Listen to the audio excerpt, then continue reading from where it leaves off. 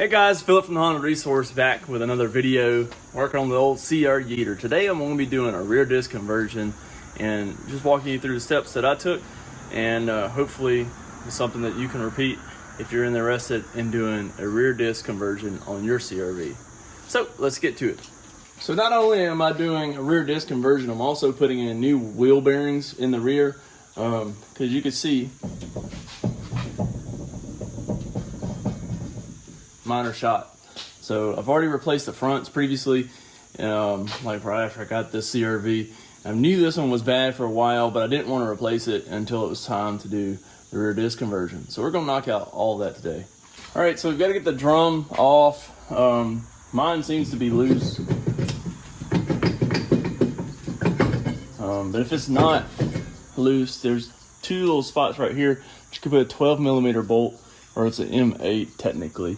But most Honda people call them a 12mm bolt because it has a 12mm head. So put those two there and it'll push that off. All right, so now you can take off the axe on that. It's a 32mm. Also, you can see my rear brakes are on the verge of needing to be replaced anyway. The passenger one was already scrubbing. This is the driver's side. I've already completed the rear disc on the passenger side. Because I kind of like to experience doing all of it once and then showing you guys so that I can properly walk you through and not just be fumbling around. So what we're going to do is go ahead and get this whole assembly off here. Now I see a lot of people that do this conversion, they have difficult, or the hardest part, I mean, you'll say they have difficulty with it, but the hardest part is getting this backing plate off. Since I'm replacing the whole bearing assembly, I don't necessarily have to cut this backing plate off, nor do I have to unbolt it here. All I have to do is unbolt the 317mm that are back here. So let's get one right there, and one right there. And then this whole assembly will come off. Pretty easy.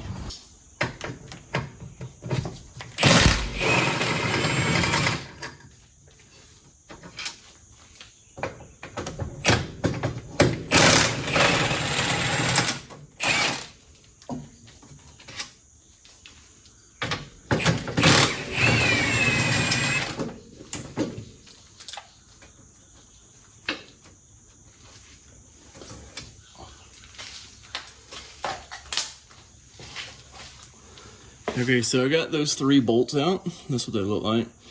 And now I need to get my brake lines disconnected, and then we'll be ready to take this off. All right, just to minimize brake fluid coming out, I'm gonna take just a pair of needle nose channel locks and put here on the rubber hose. Just mash it down. That's gonna stop the flow of brake fluid that would come out. Now I didn't smash it too far to where it would damage the line, even though this line is getting replaced. So just do that. It just closes off the line and it just keeps brake fluid from continuing to come out. Needed to get this ebrake cable off. So what I did on the other side was just take this 12mm out, and then I cut it with a Sawzall. Okay, so I just got done cutting that with the Sawzall. So now I need to get this brake line off. I'm just gonna take a pair of pliers and cut it because I don't feel like dealing with it. So again, I'm not using it, so I'll just cut it and that frees it from here. So now I should be able to take my hammer and knock this off. All right, so again, I've got the back bolts loose, got all the brake lines loose, so just gonna use just a old rubber mallet essentially.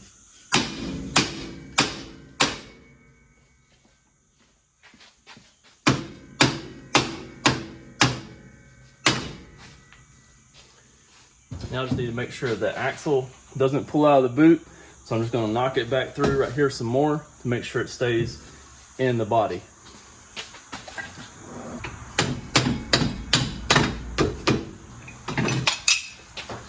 So there you have it. That's the whole wheel bearing and everything. So what I gotta do now is just press this hub out of that bearing so that I can reuse the hub with my new bearing. Okay, so now I'm over here at my press. I'll get this set up. We'll press that hub out of this spindle or whatever you want to call it, and out of the bearing, and we'll be ready to put it into the new bearing. So what we gotta do is put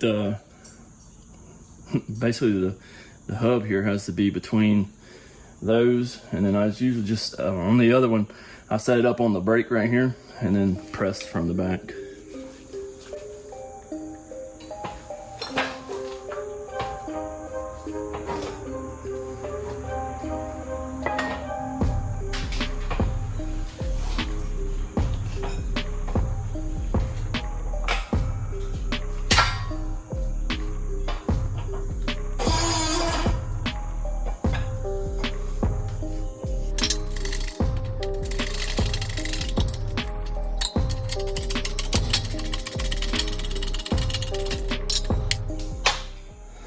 Okay, so I got that out. Now I just have to cut the bearing race off and we'll be ready to party. So I'm just gonna use my cutoff wheel on my grinder. Just make a slot in it and we'll use a punch for the hammer and knock it off.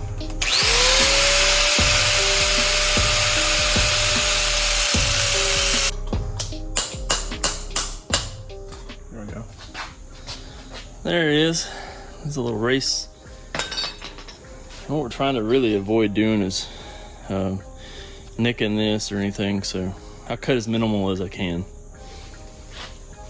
Okay, so now we're back over here to the press to press in our new bearing. So we'll need to support the back of this bearing. I have just random stuff here. We'll use this actual transmission gear to support the back of that. You can see it doesn't seat all the way down, so that'll be good to go. So we'll use that. And then we'll take our hub, put it back in here. We'll need that.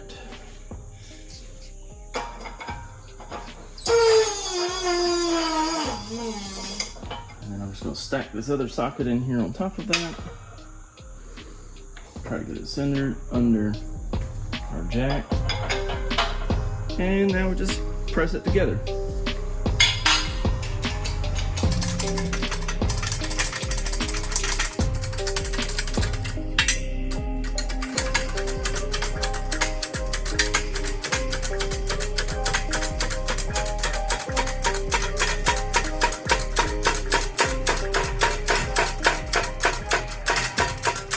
All right, so it bottomed out, so now we're good.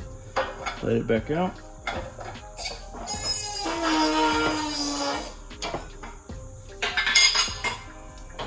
And now we're good to go. Good fresh wheel bearing. Cool. Okay, so even though we're in Alabama, I still like to put anti-seize on the axles. Splines, just keep them from getting frozen in the hub in the event that I ever need to take them out. You know, a lot of times I work on cars and it's the first time and only time I'll work on them, but you know, at least I'm looking out for the next man, I guess. It's just a pain in the butt when the axle splines get stuck into the hub, and then next thing you know, you're replacing the axle because you've mushroomed it out trying to beat it out of the hub. Now that we're done with that, we can slide this thread or the splines of the axle up into this. I do want to take my wire brush and knock all this dirt off of this real quick, just so it makes a good mating surface there. Let me grab that real quick.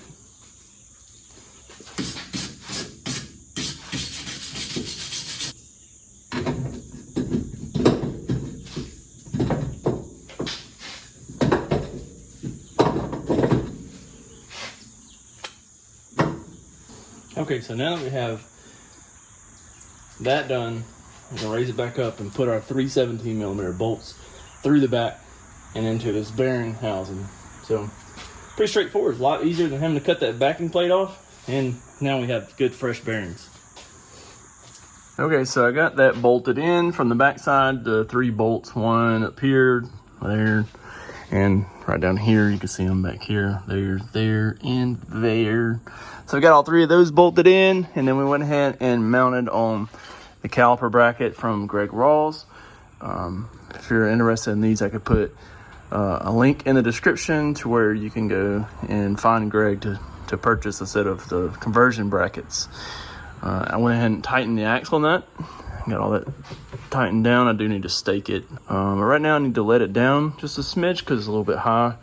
And then we can start mounting the rotor, and then we can mount the caliper and just move forward from there. So here we have the Prelude rotor. Put it up on there. So now we'll install the caliper bracket onto the caliper, I guess the brake conversion back here over the rotor.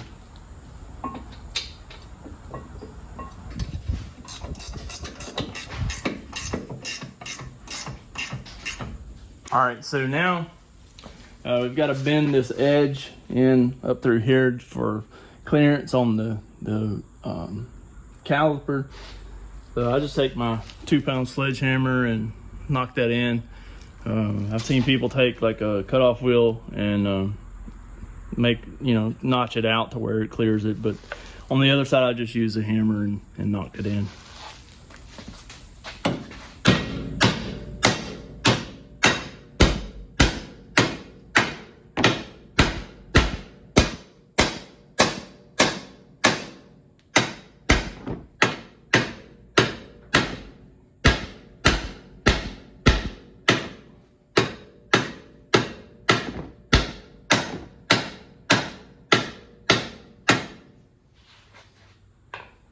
That should be sufficient.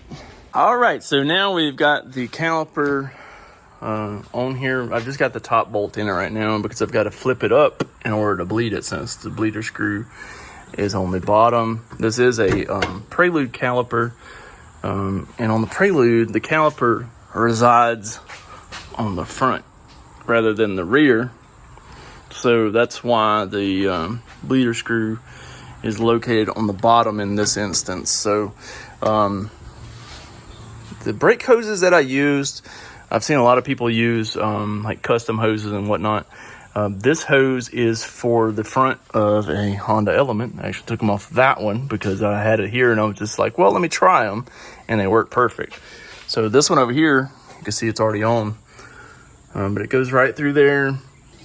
It goes right up through here. I put a piece of just split a piece of rubber hose and put over it, and then zip tied it to the trailing arm there. It goes right up to there, and it's perfect length. Mine's lifted, so it's longer than, or it would require a hose that's longer than stock. So if you do have a stock application, this one will work perfect. So, and if you have one that's lifted also, it'll work perfect, right? It just doesn't go in the little groove there. You can see it just goes there. It does have clearance here, so you can kind of see. I mean, it is tight fit, but it does have clearance. You can see the daylight through there. And this doesn't go back. It's gonna rotate forward, and whenever it rotates forward for the emergency brake, you can see it, the gap gets bigger. So no worries there as far as that goes. So I just got to hook this brake line up now to there. I got to take that factory line off and then hook this one into it, and then we can move forward. All right. So we went ahead and got that hooked up there, got the rubber hose split and put on this, and I got the wife to come out here and help me bleed the brakes. So the brakes are bled now, and went ahead and got the other screw or the other bolt in it there, and also went ahead and mounted the ebrake cable. This is a Honda Accord ebrake cable from like a 94 to 97 model.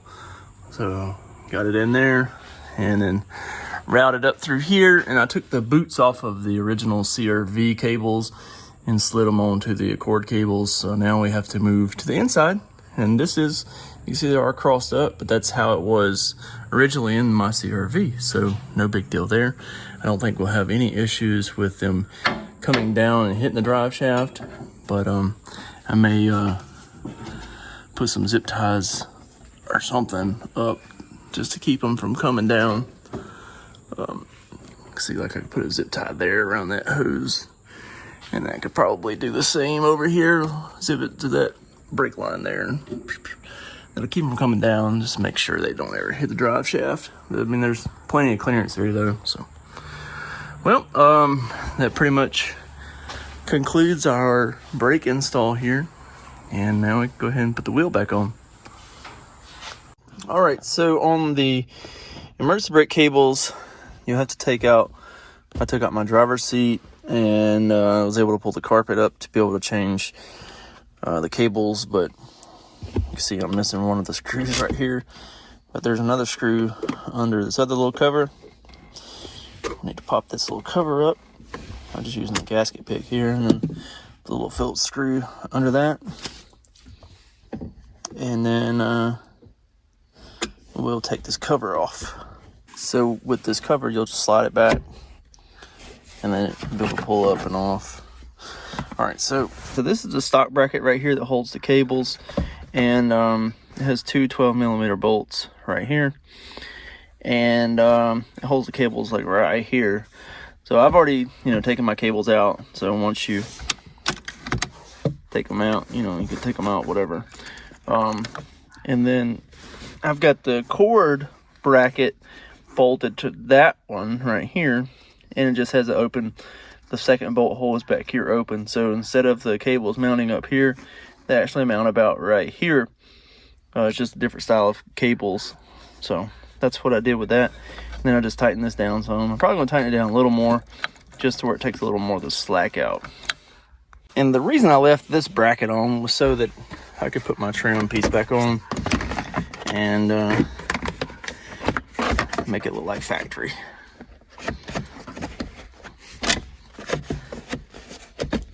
Boop. So see, it goes right on like factory. And we'll put our little screws back in here. And then should be good to go. Works good. So then, if you have some nice wheels, you can see the caliper and rotor behind it. But I have the old bullet holes here. You really can't see them back there, but you can see mine are already kind of rusty because it's a couple weeks after I've actually installed them, and I've been off-roading and done all kinds of stuff with them. Been having a good old time. They work really good, and definitely recommend. If you found this video helpful, make sure you smash the like button and consider subscribing to the channel. Drop me a comment, let me know how it helped you. Hopefully it did.